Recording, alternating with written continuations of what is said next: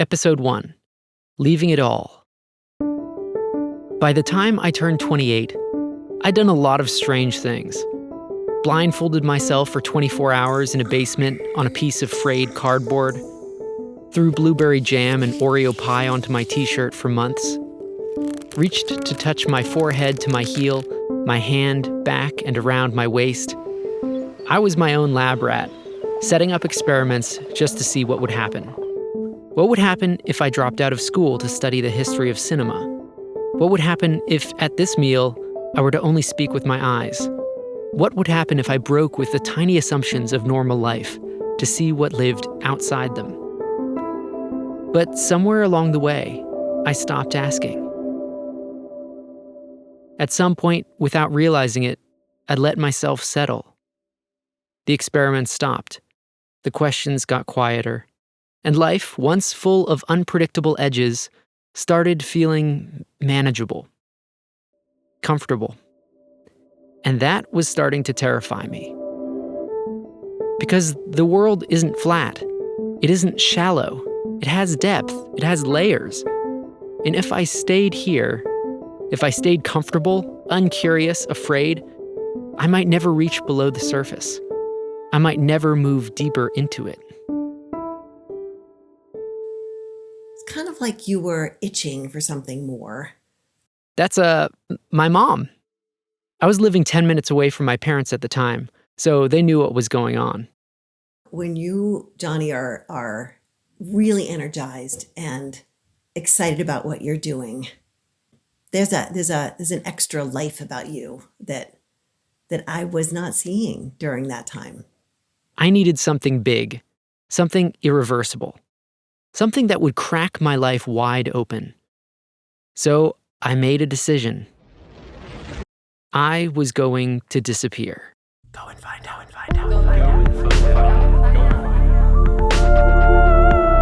Welcome to Go and Find Out.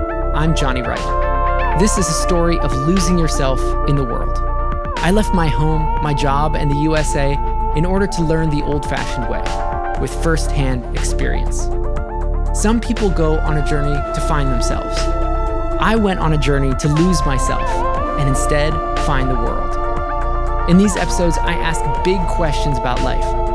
Not from an armchair, but from roadsides and mountaintops, from temple halls and dance halls. Join me as I hitchhike across the world, embrace the unexpected, and let go one step at a time. If you've ever thought about living a life outside the box, keep listening. Because this isn't just my story. It's about what happens when you start to wonder what your story could be. You don't need to hitchhike around the world. I'm here to empower you to live with more courage, more curiosity, and more adventure, right here, right now. Let's go and find out. My inner experimenter slumbers until it wakes up with the hint of spring along the damp branches of trees in the backyard of where I live in Asheville, North Carolina. I open the porch door and find the bees are coming out of hibernation and investigating the winter's damage. I sit on the steps and call a friend living down in Mexico. Without thinking, I say, "Wouldn't it be interesting to just..." This is how most of my experiments start, with a simple what if, followed by silence. And then a reticent, "yeah," on the other end of the line. Not enthusiastic.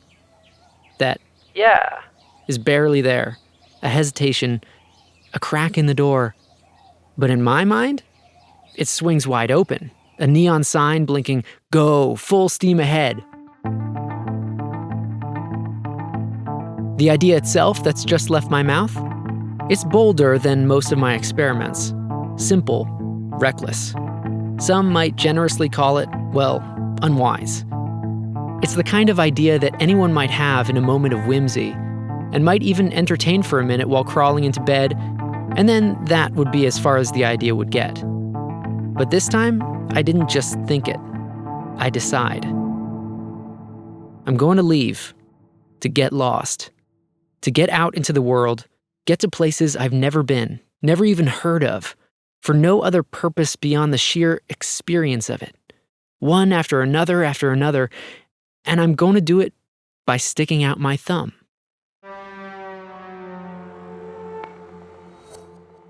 That last part, the hitchhiking, that's the scariest part. Because before you get the wrong idea, I should say, I'm not as reckless as I might sound. In fact, I take myself way too seriously. I make rules for myself. How many minutes to meditate, how many candy corns count as a serving. It's not OCD, I tell myself. I just like systems. So throwing out the rule book, that's scary. And there was another thing. Also, I would describe you as somebody who wasn't interested in travel. It was like that was not something that was exciting or inspiring to you. I didn't even like to travel. I was the kid who would rather stay at home and play with Legos. And as an adult, travel meant inconvenience and vapid consumerism. Hitchhiking, well, that was just plain scary. Not long before I left, I went to see a man named Don Acton, who had hitchhiked back when hitchhiking was more mainstream. A friend of my dad's, Don had lived through the 70s with his thumb in the air, riding the highways when the world felt looser, when people weren't so afraid of each other. He had the look of someone who had seen a lot. Gray hair, big glasses, a slow, easy way of moving, like nothing could shake him anymore. I sat in a chair across from him on his porch. I told him my plan, told him I was nervous, that I didn't even know if people picked up hitchhikers anymore. He smiled, small and knowing, like I was telling him something he'd heard 100 times before. He looked at me, then past me into the trees. A long silence. The crickets droned. I shifted in my chair. Finally, a slow inhale from him. Then, simply, "You're gonna be okay." That was it. No complicated advice, no warnings, just that simple, weightless thing. And for some reason, I believed him.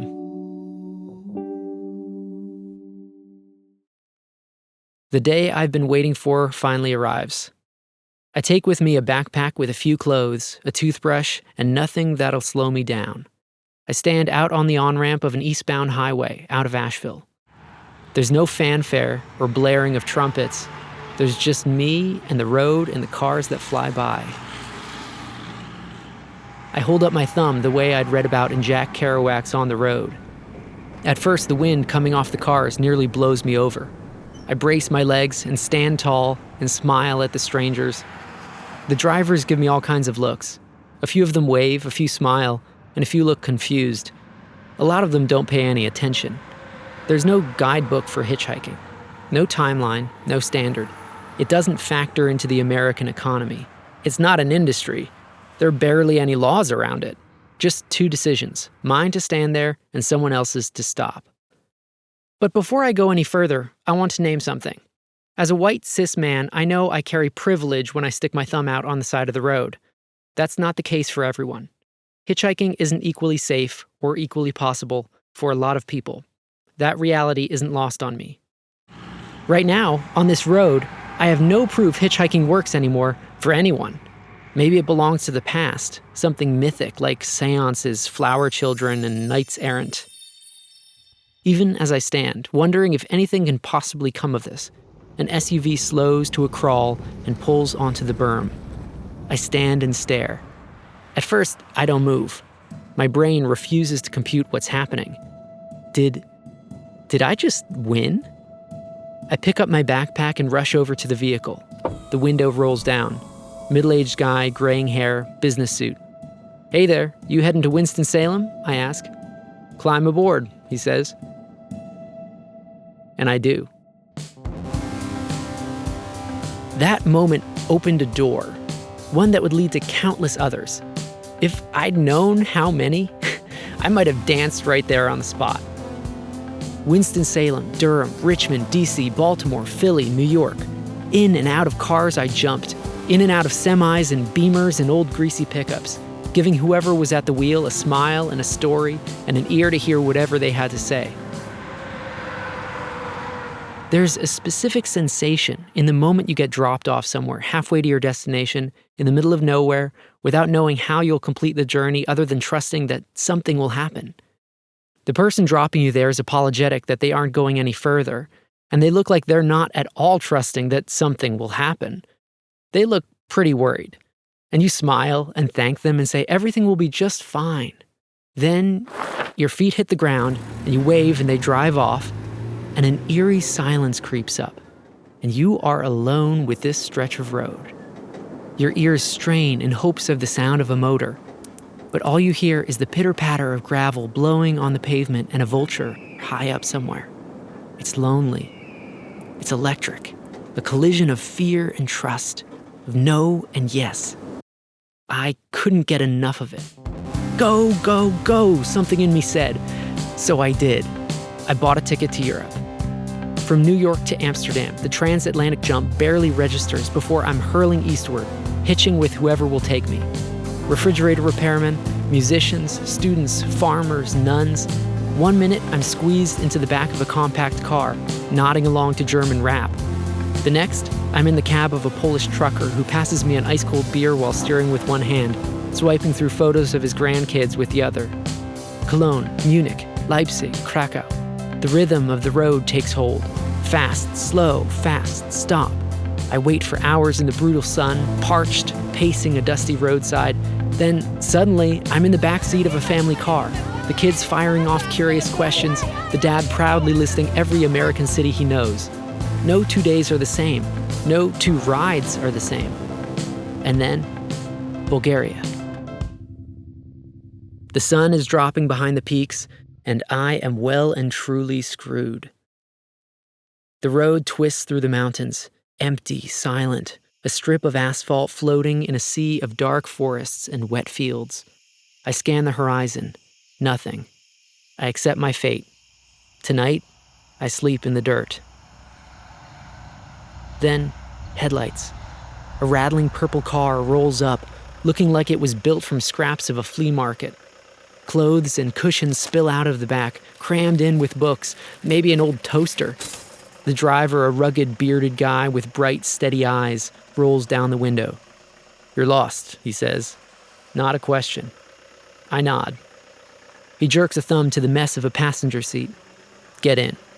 He could be a bandit from a folktale, but something in his voice, in the quiet certainty of it, makes me trust him. I wedge myself in, and we roll down the mountain.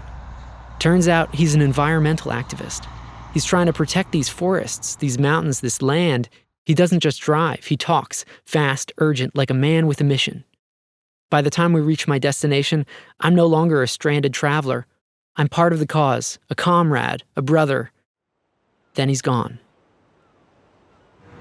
South into Turkey, dodging traffic across highways, Istanbul's skyline a swirling mirage of domes and water and calls to prayer. I'd made it to the edge of Europe. As I rode the ferry over the Bosphorus to the Asian side of Istanbul, I imagined that squiggly-lined route that had taken me from one side of the continent to the other, from west to east. Then westward again to finish the loop. I was on my way home. Greece, Albania, and then Montenegro. The plan was simple, a short hitchhiking ride just past the border. But the storm had other plans. Dark clouds stack over the peaks. The wind howls, the rain slams down, the world dissolves into streaks of water and headlights. Our driver, a Portuguese tour guide, clenches the wheel, nodding toward me and the German girl in the back seat. "No stopping now," he says. "You're coming with me." So we go. Montenegro flies by in flashes of ghostly cliffs and rivers that might be waterfalls, lost in the downpour. The road twists, climbs, drops away into shadow. Our guide doesn't just drive, he narrates, voice weaving through the rain like an old radio signal. Stories of battles fought in these mountains, of kings and outlaws, of rivers that used to run red. Hours pass. The rain doesn't let up. Neither do the stories. Podgorica, the black cliffs, the endless road ahead. By the time we reach Sarajevo, it's deep into the night. We step out, dazed, blinking at the city lights. I shake his hand. "Didn't plan on coming this far," I say. He grins. "The road doesn't care about your plans." North through Croatia, Slovenia, up through Italy, glimpsing the Tuscan hills and their spiny trees, stopping at gas stations mobbed by Italians for their morning espressos, across the Alps into France, through Belgium, and finally, Amsterdam. 4 months, 20 countries, an entire continent flickering past like a half-remembered dream. Your world blew up, expanded, so much bigger. Europe shrunk behind the clouds as the plane flew back to the States. I'd tasted a way of being that was genuinely new to me. We landed in Philly, and from there, I hitched down to Asheville. I was ready to rest a while. The journey had been long, and the adventure had continued right to the very last, fall-chilled day of catching short rides into the North Carolina mountains. I was tired, but as the sun set and I hopped out of my last ride at Charlotte Street and crossed the bridge into my city, the smile on my face couldn't have been bigger. But how do you end a trip like that? We'll find out right after the break. The experiment had worked. I had left, felt fear and joy, walked the land of 20 countries, and now I was back. And all of it was slipping through my fingers.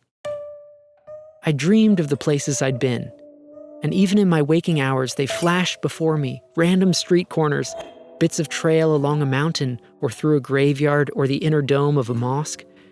They became ghostly companions, visiting without warning as I did my daily work.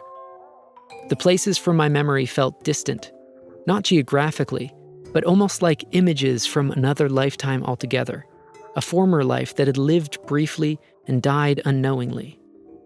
But as my dad said later on, it seemed like pretty much the same routines. The rest of life moved at a snail's pace. I went to work and came home and wrote songs and read books and held yoga poses.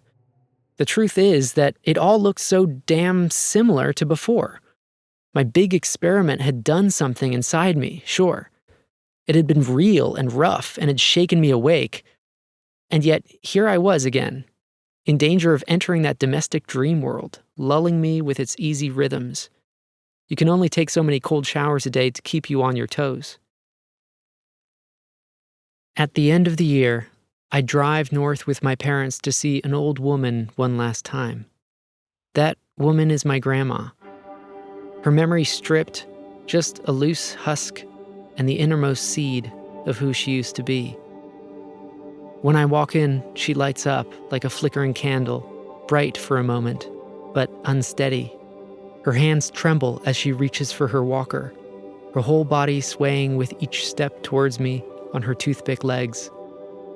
She leans in close as if gravity itself is pulling her toward me, her fragile frame pressing lightly into mine.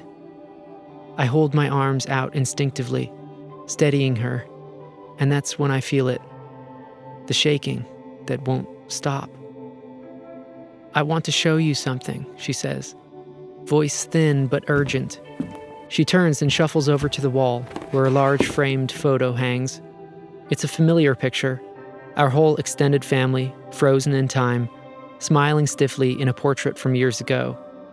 "This is my family," she says, running a shaky hand across the faces. "These are my children." She points, one by one, naming them slowly.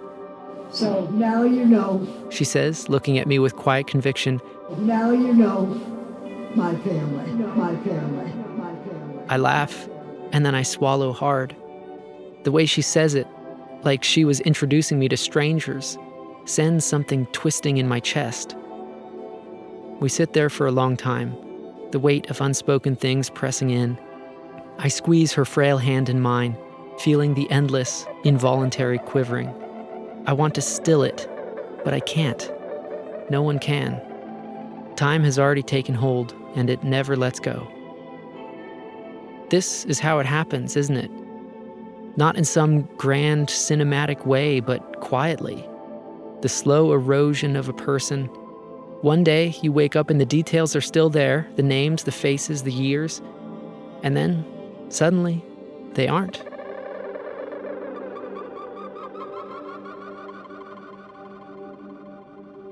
That will be me someday. The thought of it tightens in my chest.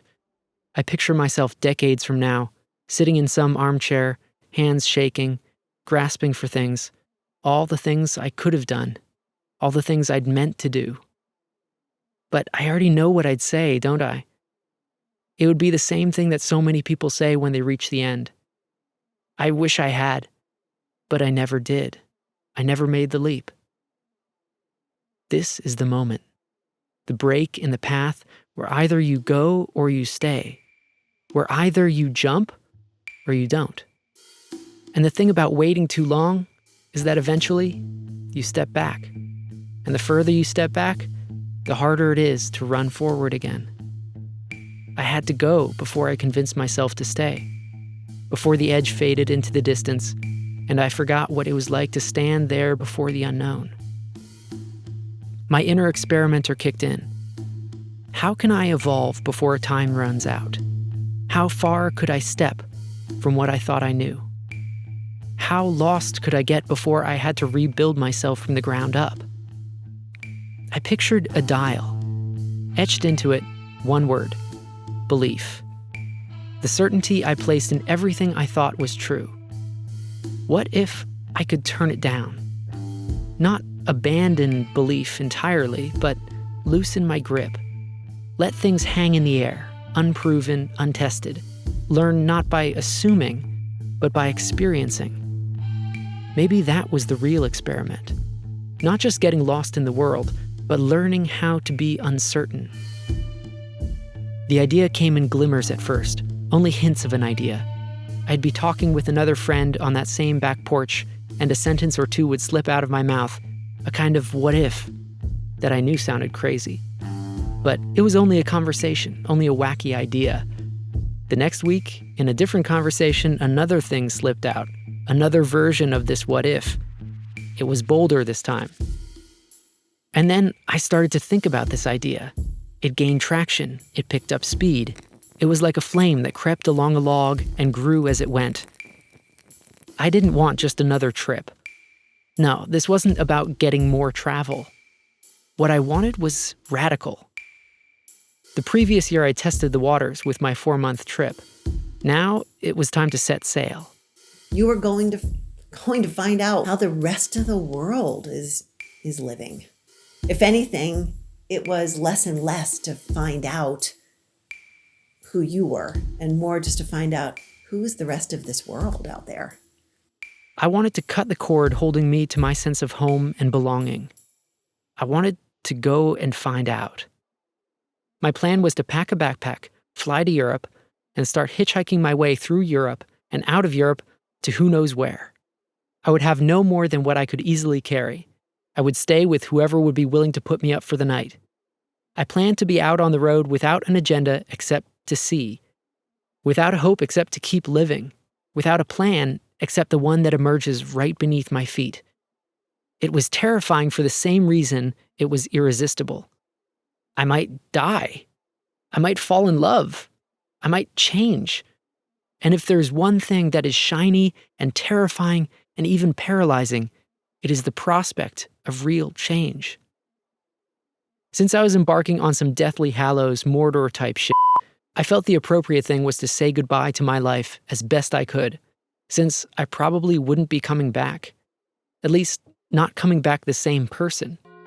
As strange as it sounds, I approached the task of putting my American life in order as if I were preparing to die. This was a very conscious process. In order to be fully out there, fully engaged with the world, I knew I needed to be prepared to die. You can't run a race looking backwards. The time had come. I quit my job. I packed up my violin and moved out of the house and stashed my things in my parents' basement. I said those simple things to family and friends, the things you don't want to die without saying. Yeah, I definitely had a sick feeling in my stomach. I really don't think I slept much that night. Neither did Dad, by the way, no matter what you hear from him.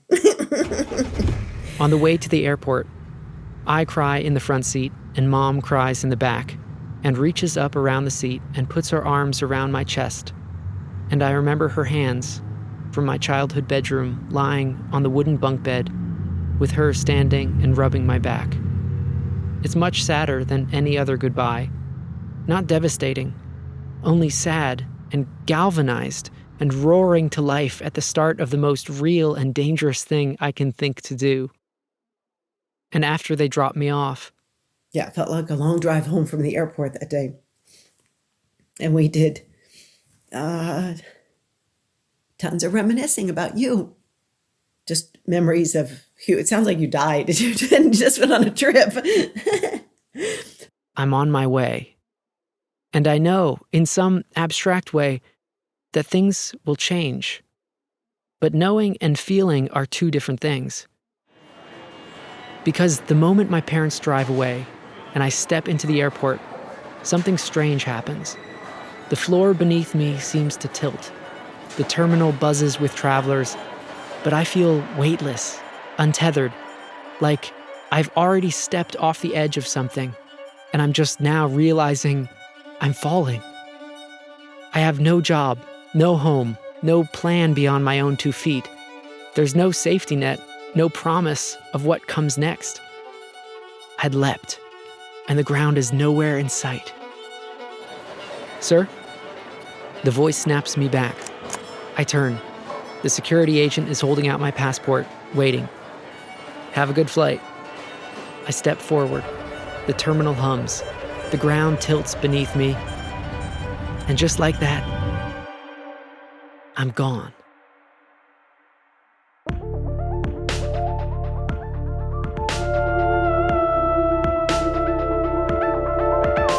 Next time on Go and Find Out. New York, loud, fast, relentless, a gravitational pull, a 3-string violin, and a stage I don't belong on. What happens when you step into something you're not ready for? Let's find out. That's it for this episode of Go and Find Out. Thanks for spending this time with me. Seriously, it means a lot that you're here listening to this story. This show is created by me, Jonny Wright, with music by me unless otherwise noted. This is episode 1 if you hadn't noticed, and this show would not have made it to episode 1 without the support of some amazing people. So allow me to get grateful for a minute here. Thank you to everyone who's offered feedback on various drafts of this show, especially Jordan Wright, Monica Wright, David Wright, Jen Sutherland, Murray Pomerantz, Trey Scott, Michael Erb, Andrew Green, George Turkington, and Balladine Pierce. Thank you to Mary Green and James Curran, who've given invaluable advice. Thank you to Ellen Maslowski, who made the title design. Last but certainly not least, thank you to my parents, Joanne and Steve Wright, for their unending support of this project and of me, generally. If you're enjoying the ride, hit subscribe so new episodes come straight to you every Thursday. And hey, if you've got a second, leaving a quick review or rating really helps spread the word. I'd love to hear from you. Thoughts, stories, weird travel tips, whatever's on your mind. Drop me a line at goandfindoutpod@gmail.com, and I'll do my best to write you back. And more than anything, I hope this episode sparked something, however small, a question, a dream, a reminder that your life is still unfolding. All right, that's all I got. See you next time. Until then.